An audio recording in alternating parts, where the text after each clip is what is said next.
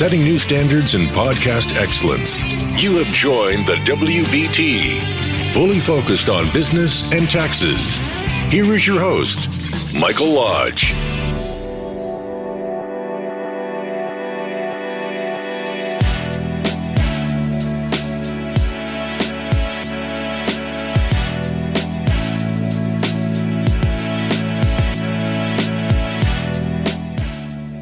And welcome to the WBT. This is Michael Lodge. Glad you joined me.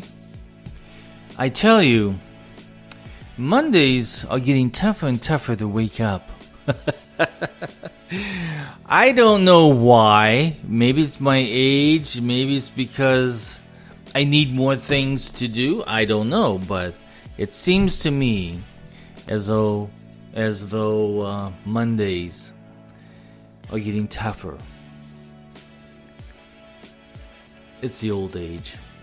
So our conversation today is going to be about blogging, bloggers, political bloggers, and using common sense. I'll be right back.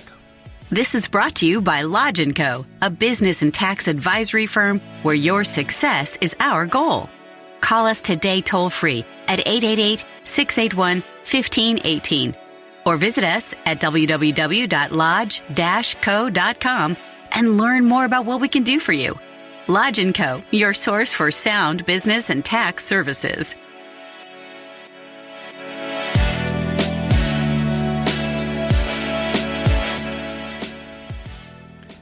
Every year, well, not every year, but every election cycle, I give this lecture. And it's one of those lectures that we all need to pay attention to, even myself, because I get caught up into it also.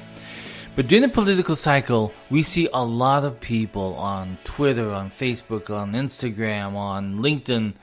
Not so much on LinkedIn. I praise LinkedIn because they really do try to stay away from the politics. And when people do try to post politics, people say, hey, stop posting politics. This is not a site that we want to hear politics on. But on Facebook and Twitter and Instagram, political.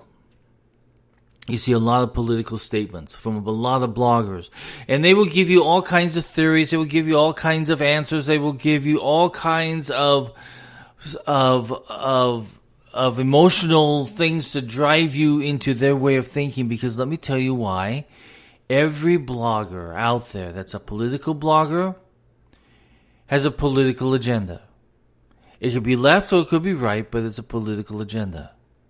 They're not using everyday common sense. What they're using is the talking points of all of the political parties and politicians that are out there. I get caught up into it too, so I will be the first one to admit I have got caught on doing that also. But let me tell you, we as Americans have got to start using our common sense. Is it good for America? Is it wrong for America? Is it ethical? Is it unethical? Is it true or untrue?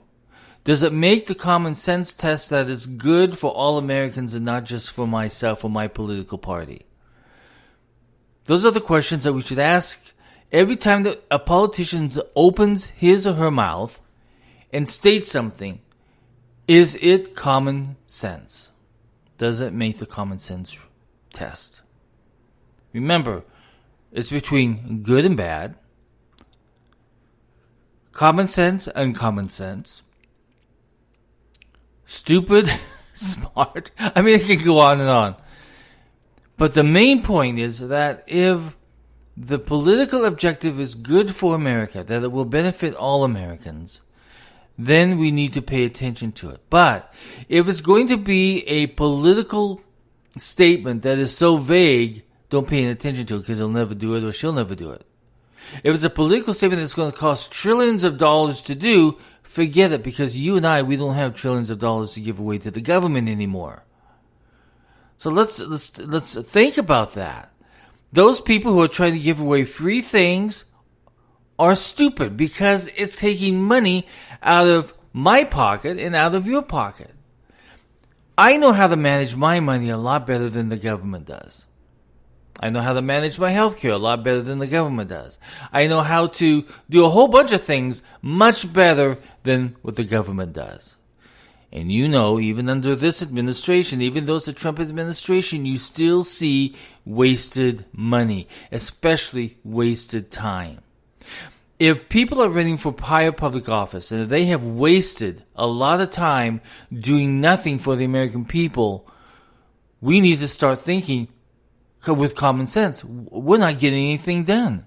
We're not getting our roads fixed. We're not getting our infrastructure done. We're not getting our educational system taken care of. We're not taking care of the homeless. And the list goes on.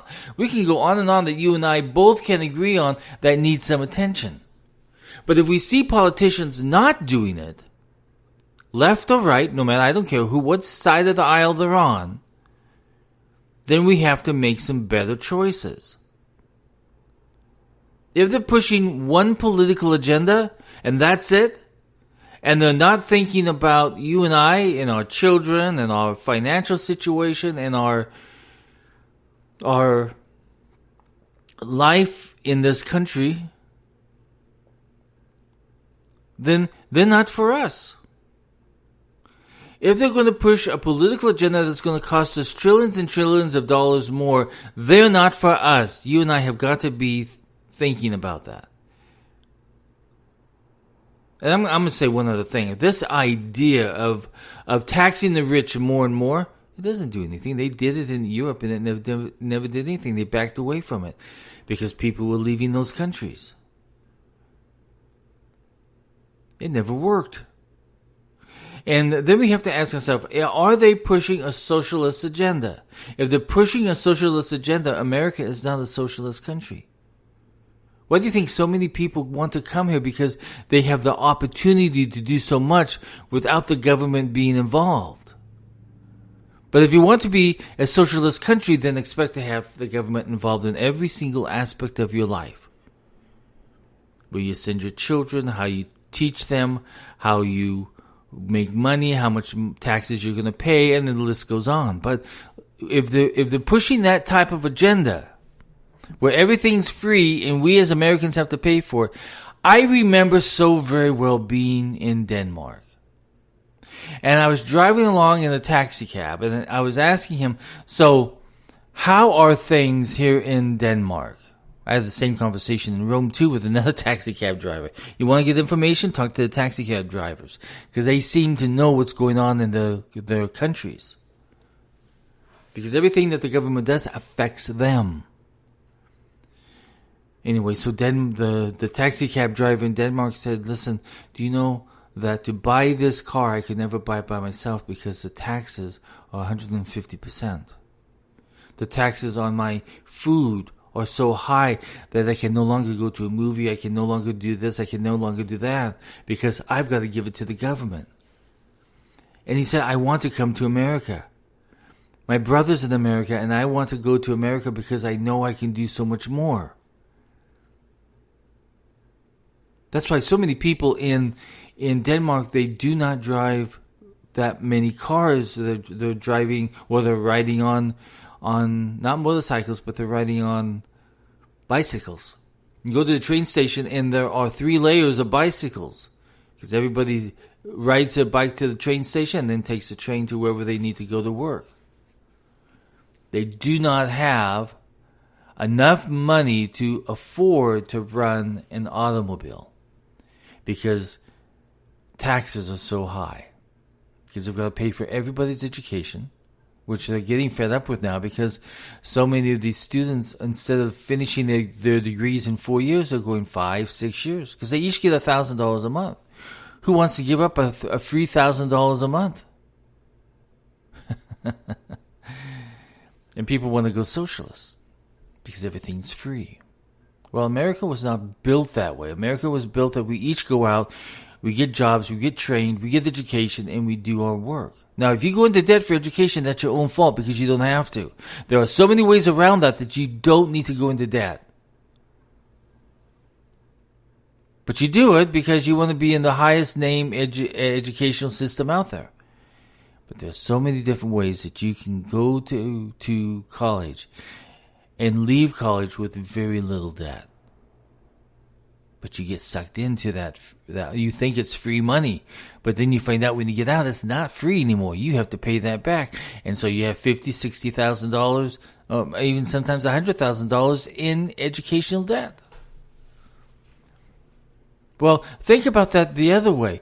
If you were to go a socialist way and you got that free education, who do you think is going to have to pay for that debt? Yeah, the American taxpayer. You and I, because you'll still have to do it because your taxes are going to be so high for that free education. That's how you're going to do it. So forget about going to the movies, forget about going out to dinner with friends, forget about buying something nice for yourself, because it all goes to taxes. It all goes to pay for all that free stuff. And then when they add more free stuff, free education, free healthcare, free this, free that, pretty soon all of your income is going to go to pay the government. So you think about that. Use a little bit of common sense when you're thinking about all these political issues. Study it. If people say they're going to give you away free stuff, study to see how much that free stuff is going to cost you. And then think about how much it's going to cost me, the other American that sits right beside you. So, stay away from the bloggers in this political thing, because they're really good salespeople. They know how to spin. I hate the word spin, but that's what they do, is that they spin and spin and spin. Stop listening to the spin. Think about this as your personal choice for your family, for yourself, for your family, and for your fellow American that lives right next door to you. If it's going to cost us, if it's going to hurt us, if it's not a good plan, if it's going to create a justice system that is totally billywhacking out the door in some other third world country, think about it, because our Constitution is very precious. That's what protects you and me. I was thinking about that the other day. I'm at the moment I'm taking 25 hours CPE, continuing education in my tax side. And I have to do it every single year. And we think about as we're going through the study, we're thinking about the constitutional side of how the Constitution protects us on a heavy-handed tax system. So you have to think about that very carefully, because the Constitution, if it's attacked, if any politician is trying to attack it, that should be an indication that we need to think very clearly that probably isn't the right person to be putting into into government. So many other countries, the Philippines, their constitution is very close to our constitution. Other countries have copied our constitution. Now, they change it a little bit, but the Constitution is so strong and so vibrant that it protects you and me. And once we have people attacking the Constitution and the laws of this land and trying to create laws that are political instead of legal, we have a problem, and that's where we need to use our common sense. We as Americans should be very proud of how our country runs. If people are putting down the way our country is being run, and if they're trying to destroy another person using politics, we have a problem, and we need to think very carefully and use our common sense. Is that right, or is it wrong? Remember, this vote that you're doing is a very important vote. This election season is a very important election. And it's going to get down and dirty and outright disgusting if it hasn't gotten that far already. Then I want you to take a very careful look at these politicians' backgrounds and what they've done in their life. What accomplishments have they been? Have they been a attorney general who literally destroyed their state's legal system? Were they a politician that didn't do anything? Were they a member of Congress who sat there and just condemned, but never did anything to help the American people? This is a common sense vote that you're making. If these people are not working for you, why are you keeping them in office? That's the big deal. If they're not doing anything, why do you keep voting them in? Use some common sense and think about America as a whole and not what you think personally or politically. Each thing that they bring up, study it very carefully. Don't run on it just because your political party is running on it. Use some common sense. Think about it. I just don't get it. We have these politicians who sit there and they moan and they groan and they condemn and they want impeachment and they want to do this and they want to do that, but they don't do anything. Zero, zilcho, nada. And yet you keep voting them in. I look at California, where I just moved out of. The state of California, they never think about what's happening in their state. You sit there and you see that gas taxes keep going up, and then they rob from the gas tax to pay some other program that they want to provide free for Californians. So they lied to you. They were never going to use that gas tax for anything else but the private little policies that they want to put in place. But you're paying for it at the gas pump, I mean. You've got a political system in California where they're so concerned about the homeless, but yet they do nothing for the homeless. Nothing. They want to declare a state of emergency, but they have no plan to take care of the people during that state of emergency. So what are they calling a state of emergency for? Just to use words to rile you up to think that they're doing something. And they're doing nada, zilcho. Nothing. But you keep voting them into office. You keep going along. Because I think you've gotten to the point of saying, why even really worry anymore, because I have no say in this matter. I have nothing to say. My vote doesn't count. Because politicians in California will do whatever they want to do, use your tax money any way that they want to use it, and you have no say. So you've got taxation without representation in the state of California. And you pretty much have it in the United States at this moment. Use some common sense. Get back on the road again and start walking down that road and running down that road and start listening to what politicians are doing to your state or to your country and stop it. If it doesn't make common sense, if it doesn't make a good sounding policy that helps you as a citizen, your family, your next door neighbor, your state as a whole or your country as a whole, you got to vote those people out. You just cannot be putting them in. If you put them into office, you're going to be wasting your tax money. Be a person that cares about how your tax money is being spent. You don't think that your letters matter, but they do matter because the politicians get them. Some of them actually read them. And if they find out that you and your neighbors and your fellow state people and countrymen are not happy, they've got to change their ways unless they're really stupid and decide to go their own way instead of what the American people want. Now, the other thing I wanted to talk about are these polls. We've talked about bloggers. Now let's talk about all of these polls that are done. They mean nothing.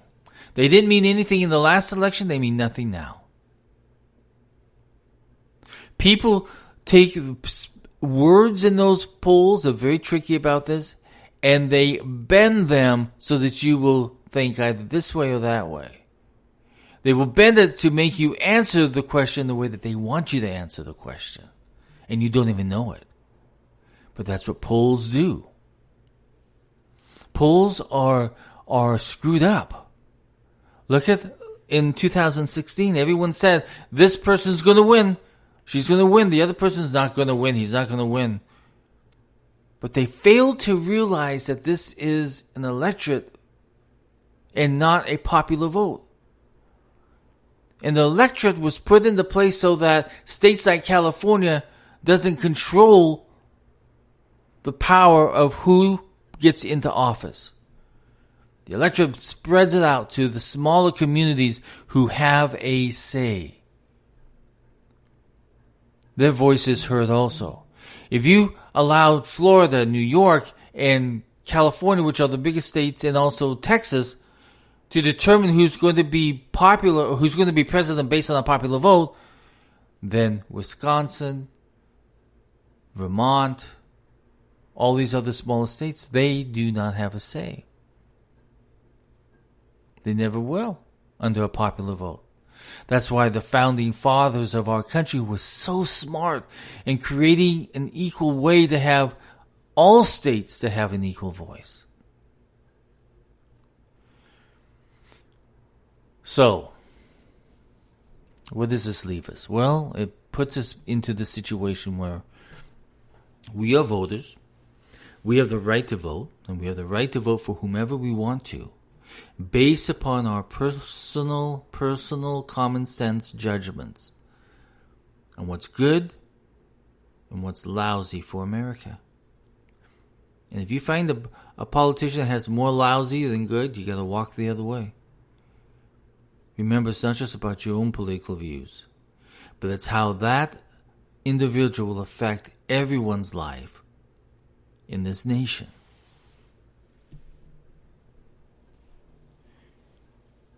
So, what did we learn? Forget about the bloggers and don't believe in the polls. Forget about the bloggers and forget about the polls. Because you're not going to get common sense truth that you can do it yourself. It's going to take some time. It's going to take some work. But in any election, when you're voting for presidents and when you're voting for members of Congress and Senate, it comes down to the point where common sense, making the decision of good and evil, or good and bad, to choose the people who are going to be representing you and me. If you have any questions or comments, send me a text at 818-252-5682. Once again, 818-252-5682, and I'll be more than happy to respond back. I'll talk with you very soon. This is Mike Lodge. Have a great day.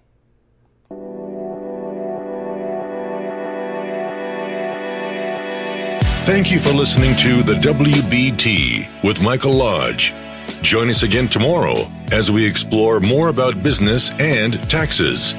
Follow us on iHeartRadio and go to our podcast website at www.wbtpod.com and listen to all of our podcasts and read our blogs.